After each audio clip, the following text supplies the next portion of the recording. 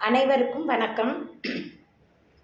அதாவது இன்னைக்கு நான் பேச போகிறது விஷ்ணுபூதி புண்ணிய காலத்தை பற்றி. இந்த விஷ்ணுபூதி புண்ணிய காலத்தை பற்றி ஏற்கனவே உங்களுக்கெல்லாம் நான் சொல்லியிருக்கிறேன். இருந்தாலும் இப்போ மீண்டும் சொல்கிறேன். அதாவது இது வருஷத்துக்கு 4 முறை வரும். மாசி, இப்போ அடுத்தது வைகாசி, ஆவணி, கார்த்திகை. இந்த 4 மாதங்களில் வரும்.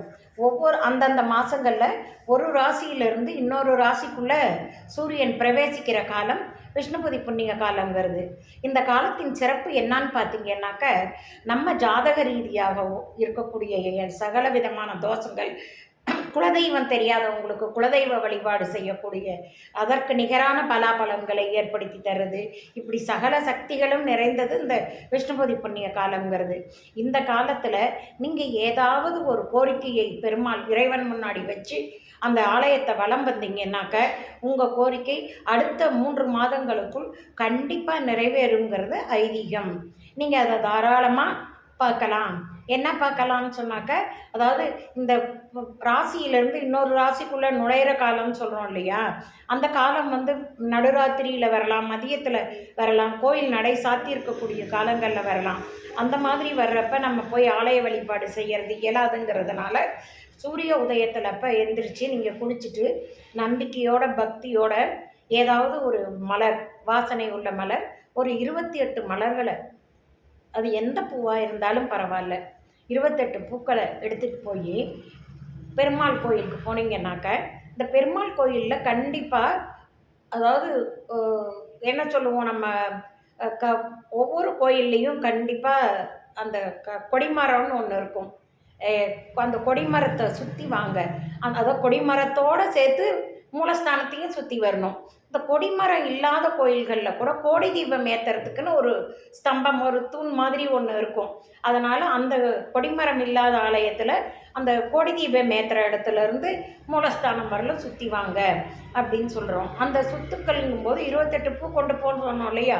முதல் பூவை அங்கே இருக்கிற விநாயகருக்கு வச்சு, அப்பா விக்னேஸ்வரா, வில்லங்கம் இல்லாமல் எங்கள் கோரிக்கைகளை நிறைவேற்றுன்னு விக்னேஸ்வரன் இப்போ விநாயகனை கும்பிட்டுட்டு இந்த பூவை நீங்கள் கேரி பேக்கில் எடுத்துகிட்டு போனால் கூட அங்கே கோயிலுக்கு போகும்போது அந்த இடத்த சுற்ற ஆரம்பிக்கும்போது உங்கள் கையில் ஏந்திக்கோங்க. உங்கள் உள்ளங்கையில் அந்த பூவை இருக்கிற மாதிரி பார்த்துக்கோங்க. வலது கையில் அந்த பூவை வச்சுட்டு இப்படி எடுத்துக்கிட்டு மனப்பூர்வமாக உங்களது கோரிக்கைகள் என்னவோ அதை மனப்பூர்வமாக வேண்டுங்க. அதான் இன்றைக்கி என்னோட பையனுக்கு உடல்நிலை சரியாகணும், என் கணவருக்கு உடல்நிலை சரியாகணும், எங்களுடைய கடன்கள் தீரணும், என் கணவனுக்கும் எனக்கும் உள்ள பகை தீரணும், இந்த மாதிரி என்னென்ன உங்களுக்கு கோரிக்கைகள் என்ன இருக்கோ அது அத்தனையும் ஏதாவது ஒரு முறைக்கு ஒரு கோரிக்கை ஏன்னா ஒட்டுக்கா கொண்டு போய் கொட்டக்கூடாது இல்லையா. அதனால் தீவிரமாக ஒரு கோரிக்கை, உங்களுக்கு எந்த கோரிக்கையுமே இல்லைனாலும் பரவாயில்லப்பா, நான் நல்லா இருக்கேன், நான் எதுக்கு போய் வேண்டணும்னு நினைக்காம நான் என் குடும்பமும் நானும் நல்லா இருக்கணுங்கிற அந்த கோரிக்கையை முன் வச்சு போய் சுற்றுங்க. ஒரு சுத்துக்கு கொடிமரத்துலேருந்து மூலஸ்தானத்தோட திரும்ப கொடிமரத்துக்கிட்ட வரும்போது அந்த பூவை, முதல் பூவை கொடிமரத்தில் போட்டுட்டு திரும்ப 2வது பூவை எடுத்து கையில் வச்சுக்கோங்க.